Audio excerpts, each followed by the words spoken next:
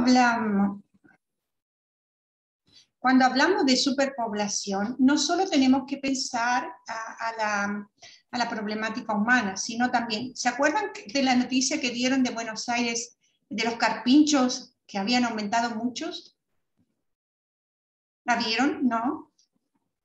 Sí, profe. Sí, profe. Sí. Bueno, también cuando una especie aumenta mucho su número o se invade también su territorio, bueno, también es una problemática y después hay que saber crear estos equilibrios. Así que no solo se refiere a la especie humana, sino también a las otras especies. Imagínense, no sé, que aumenten mucho los caimanes, los cocodrilos, etcétera, va a ser una problemática. O sea, este equilibrio, ¿sí? Una consulta que envió por mensaje, o sea, por el chat, ¿es para la asistencia? Sí, es de Zoom. Porque manda al Zoom. Sí, ahora lo voy a, perdón, a lo mejor, no sé por qué me lo hace así.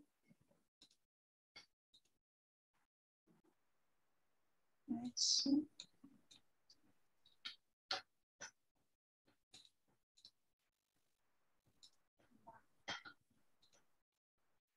También me pasó la otra clase que se fue con el link del Zoom. A ver si lo vuelvo a enviar a ver qué pasa.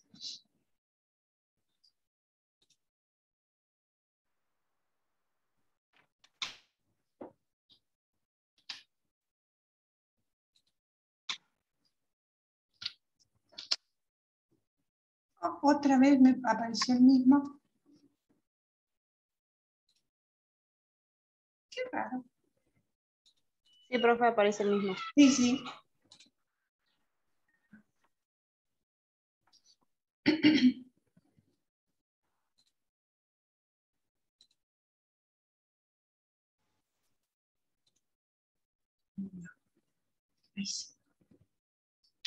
Vamos a ver si lo logro. Ahora me parece que es justo. Bien.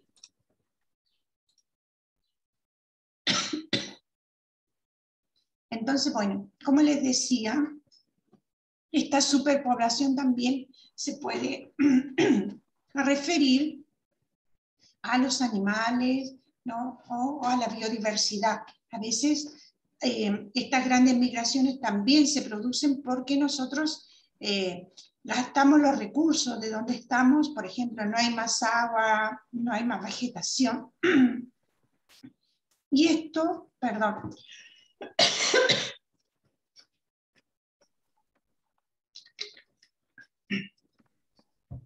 esto crea un gran daño y bueno, se necesita migrar. A veces sucede por esto las problemáticas de las migraciones.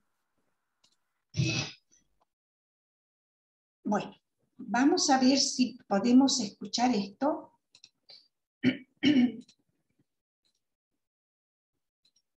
Que nos da un poco la idea, ¿ya? En toda nuestra historia, nunca ha habido tanta gente en la Tierra. Las cifras se han disparado y hemos pasado de 1.000 millones en 1800, 2.300 millones en 1940 y 3.700 millones en 1970 a 7.800 millones en 2020. Si la población mundial se ha cuadruplicado en el último siglo, ¿qué pasará el próximo? ¿Y qué significa ese crecimiento para nuestro futuro? ¿Habrá migraciones en masa?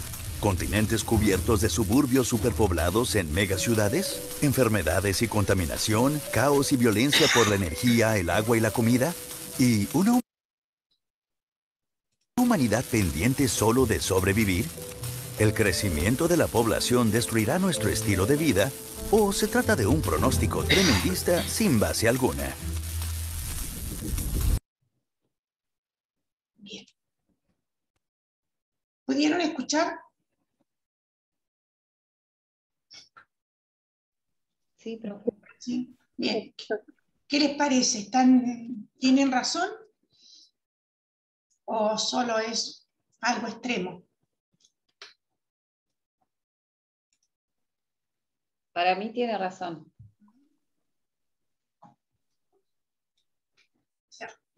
Fíjense nomás en el cuadrito que nos fue mostrando, ¿ya? Y que nos da cómo ha ido aumentando la población. Y la gran problemática es que no aumenta, o sea, aumenta la población, pero también aumenta la brecha entre quién tiene y quién no tiene.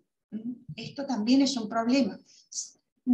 A veces no es tanto que aumente la población, sino cómo va distribuida la riqueza de modo que todos tengamos acceso a los servicios.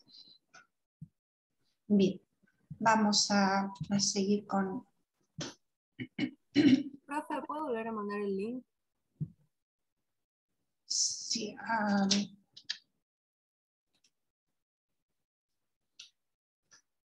perdón.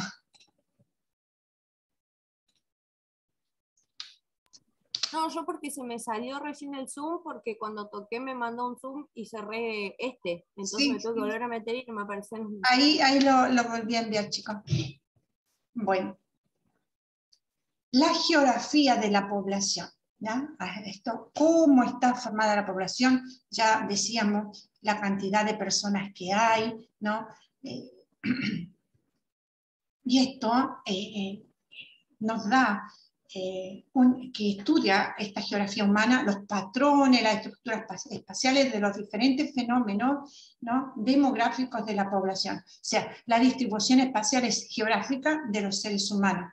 Cómo crece, ¿no?, el crecimiento de la población, tanto a escala mundial, local, regional. Nosotros, por ejemplo, en nuestra región tenemos que la gran concentración humana está en las ciudades más grandes, ¿ya? Tenemos una gran concentración y después tenemos pequeñas cantidades esparcidas por la provincia, pero son muy pequeños en comparación al territorio que hay. Bueno, después, ¿cómo está estructurada la población? Esto también lo podemos estudiar a nivel mundial, local, regional, local, etc. Y esto vemos su edad, su sexo, su composición socio-profesional de la población. Esto también nos da cómo está su estructura educativa, etc. Y cómo se mueven estas poblaciones, ¿no?, en el espacio y a través del tiempo.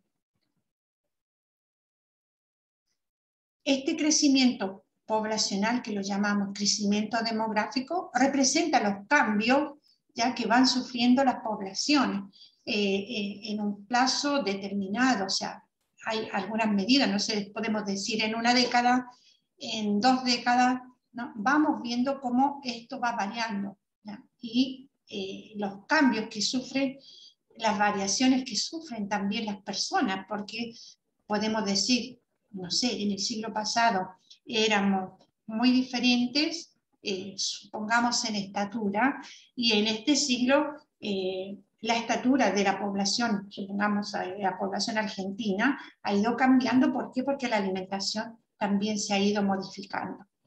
Esto lo podemos ver en algunos estudios. Bueno, acá tenemos un poco cómo está estructurado, cómo va la población en toda la humanidad, ¿no? Esta tasa de crecimiento demográfico nosotros la vamos a calcular, ¿ya?,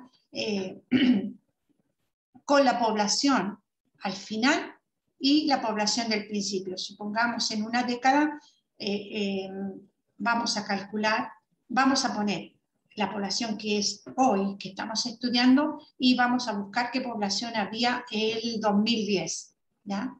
Y la vamos a dividir por la población al principio del periodo. Y esto nos va a dar una tasa de crecimiento demográfico. Vamos a poder calcular cuánto ha crecido esta población, ¿ya?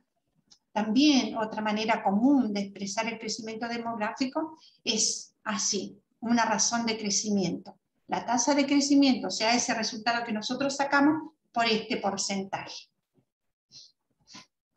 La población en equilibrio es también llamado esta población estable o población constante. O sea, en demografía es aquella población que posee un crecimiento cero, o un crecimiento poblacional cero o nulo.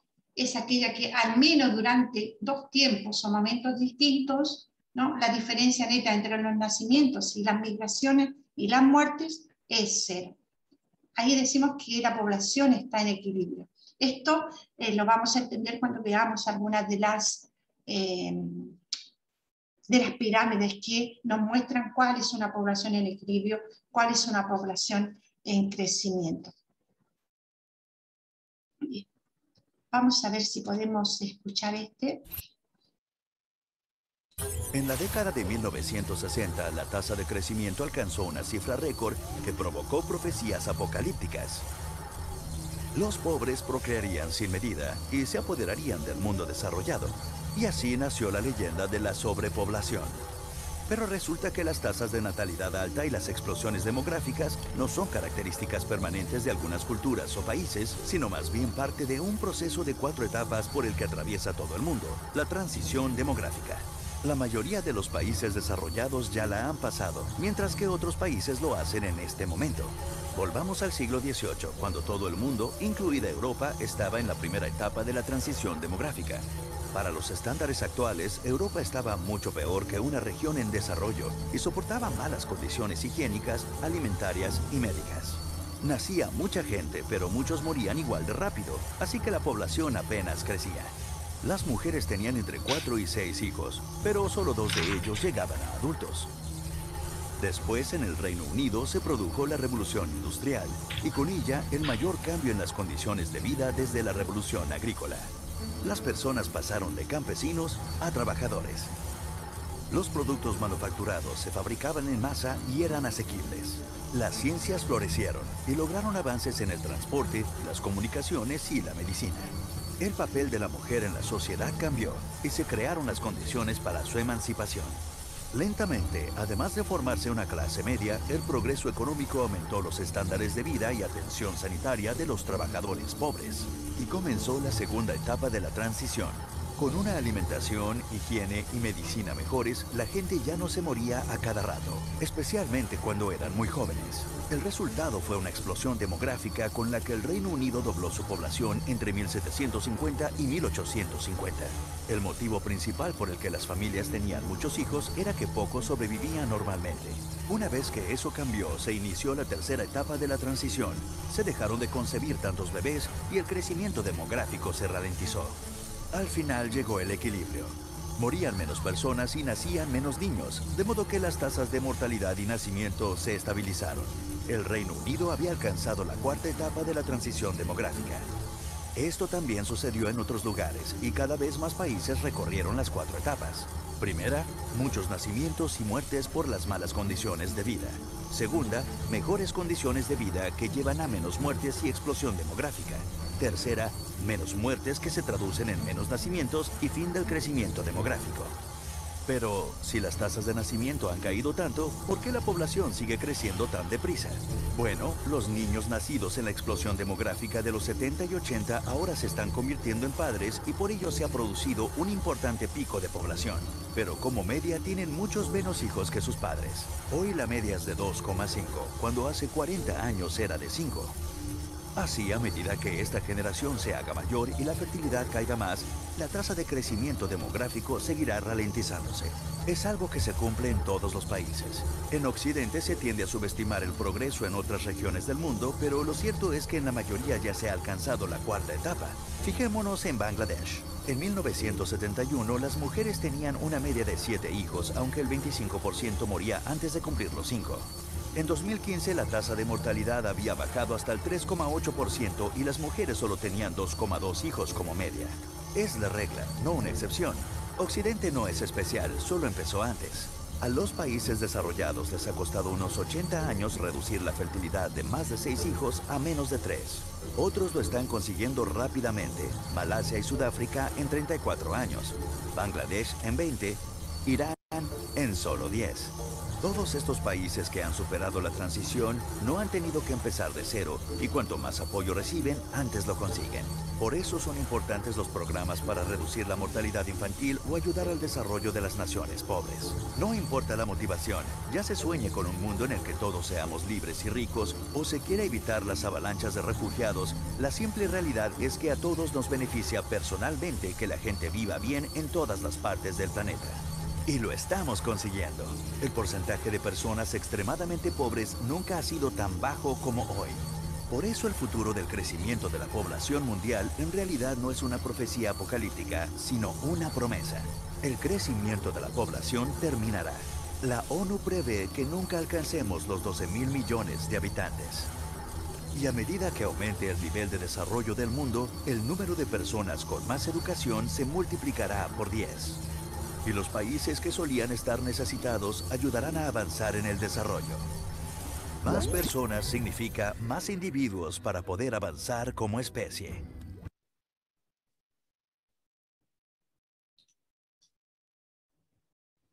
Bien, creo que este videito que breve un poco explica toda esta dinámica, ¿no?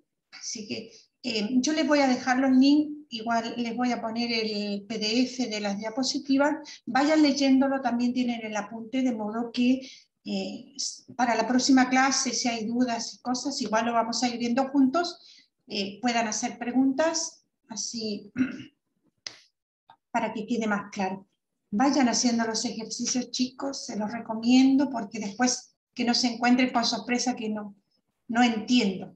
Así van preguntando, porque si no se encuentran al final con que no sé o no había entendido. Bien, ¿hay alguna pregunta? Si no, quedamos hasta acá. Nos veríamos el próximo miércoles.